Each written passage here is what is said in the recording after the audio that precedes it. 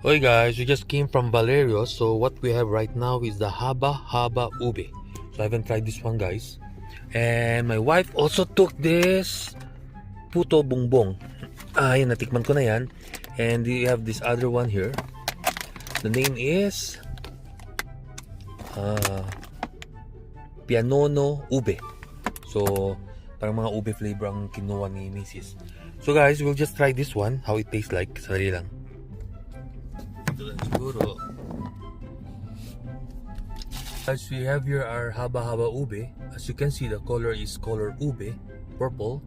And let's see how it tastes like. It's soft, moist, and higit sa lahat, guys, masarap na masarap. Wala lang akong tubig, but it tastes good, guys.